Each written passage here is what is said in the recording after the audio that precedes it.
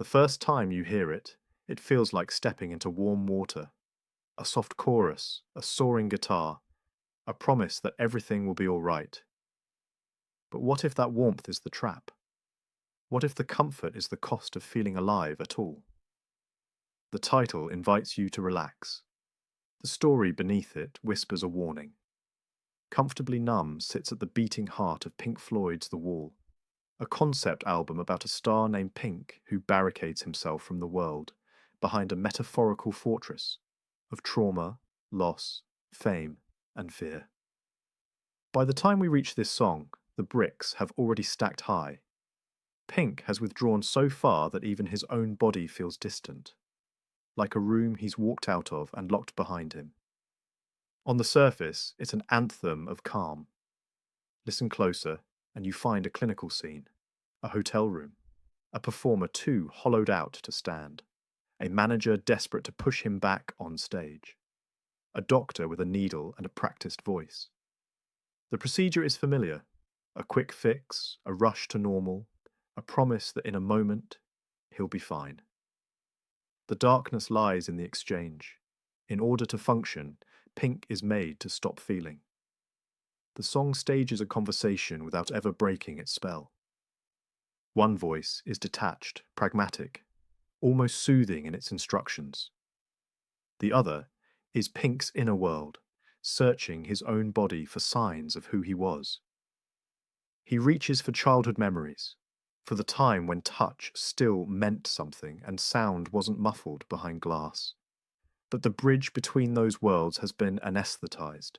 The chorus swells as if to lift him, but that lift is chemical, temporary, and paid for with distance. It's not an accident that the verses feel close and cold, and the chorus feels wide and bright. The music itself draws the line between numbness and longing. In the verses, the harmony tightens. The air grows thin. The doctor's logic is delivered over a progression that presses inward, as if the room is shrinking. Then, suddenly, the chorus opens like a window, modulating to something warmer, more expansive. Pink's voice soars, but he's not returning to himself. He's describing the loss of himself with almost unbearable beauty. It's a cruel paradox. The more glorious the sound, the more harrowing the meaning. And then there's the guitar. It doesn't just solo, it speaks. In the first break, it's measured, a measured plea tracing a narrow corridor. In the final outcry, it rips the ceiling away. If the verses are a syringe and the chorus is a sigh, the last solo is a human being pounding on the wall from the other side. It's not virtuosity for its own sake. It's the sound of a soul refusing to go quietly. Behind the scenes, the song's creation carried its own edge of conflict. David Gilmour came with a haunted progression that begged for a voice. Roger Waters wrote the narrative that would bind it to the Wall's story. They fought over arrangement and atmosphere. How stripped should it be? How ornate? How raw? How grand?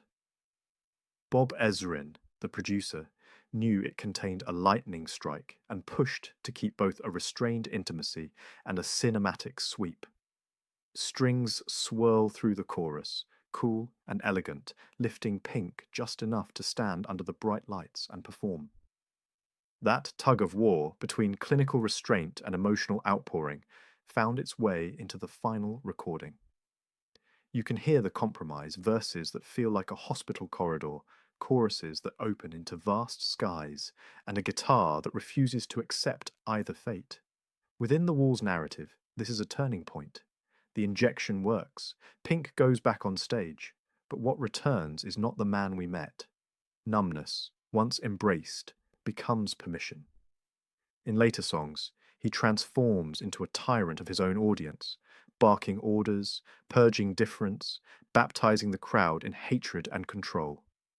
The wall that protected him becomes a stage for cruelty. Comfort has a cost, and the debt is empathy. Why does this song resonate so deeply? Partly because it captures a modern condition with brutal clarity, the pressure to perform.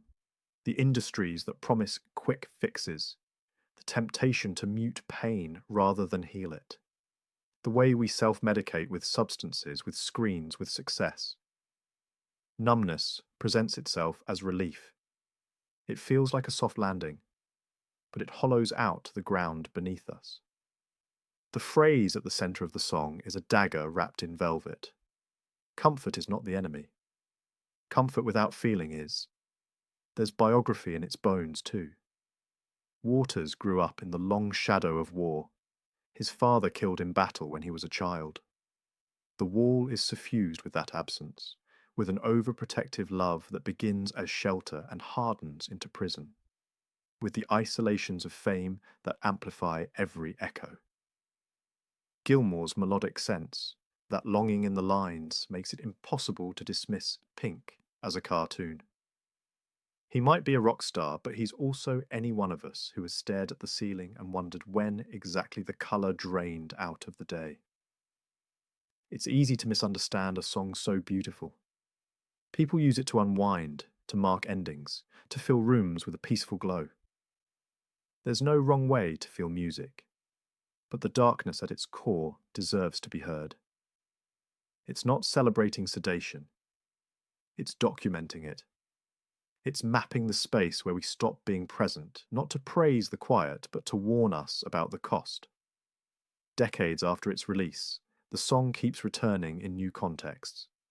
In times of political fracture, in public health crises, in private grief.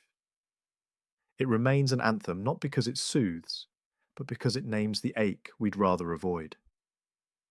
It admits that pain is part of being alive, that closing the door to pain means closing the door to joy as well. It asks what kind of world we build when the people inside it are too numb to care. In the end, the meaning is not buried in a cryptic line or a secret code. It's in the collision between the music's beauty and the story's severity. It's in the way the chorus welcomes you and the verses prescribe you. It's in that final guitar cry, stretching toward a feeling that can't be packaged or injected. Comfortably Numb is a love song to sensation itself.